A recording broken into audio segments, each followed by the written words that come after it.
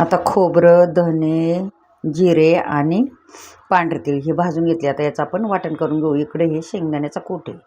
तर हे आपलं वाटण तयार आहे. हे शेंगदाण्याचा कूट आणि ही भेंडी. आता ही भेंडी आपण अशी उभी कापून घेतली. आता हे सगळं मसाले टाकून आपण याच्यात भेंडीत भरून घेऊ. शेंगदाण्याचा कूट, मीठ, आमचूर पावडर, मिरची पावडर, हळद आणि हे वाटलेलं वाटण हे आता सगळं मिक्स असं करून आपण भेंडीत भरून.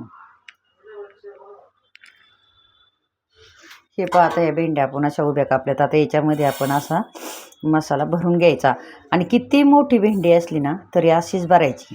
भरून झाल्याच्या नंतर ते छोट्या छोट्या भेंड्या भरायला खूपच वेळ लागतो. त्यामुळे हे अशाच भेंड्या सगळ्या भरून घ्यायच्या आणि नंतर आपण त्याला काय करायचं ती टीप मी तुम्हाला नंतर सांगते. हे पहा, आता आपण बोलले ना मी मोठमोठी भेंडी भरल्याच्या नंतर अशी कट करायची म्हणजे भरायला मोठी भेंडी पटकन होते. आणि हे तुकडे करायचे आणि आता आपण कुकरच्या डब्यामध्ये भरणार आहे. हे सर्व तुकडे किती लहान मोठे करायचे ते आपल्यावरती.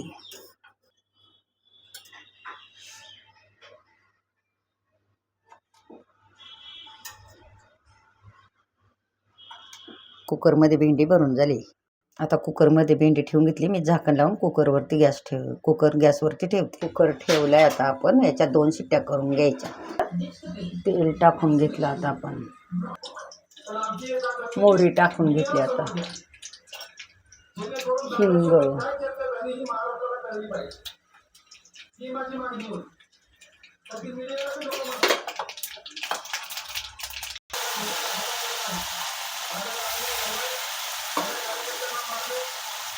आता हे चांगले आपण तेलावर परतून घ्यायचे. कुकरला 2 शिट्ट्या काढून घेतलेल्या. आता ही अशी परतून घ्यायची चांगली. अजिबात तिखट नाही झाली पाहिलं. सुटसुटीत अशी आता आपण चांगली त्याला परतून घेऊ. हे पहा, आता आपली भेंडी चांगली परतून झाली. पाहिजे तेवढी आपल्याला कोरडी करता येते पण आम्ही ह्याच प्रमाणात ठेवली.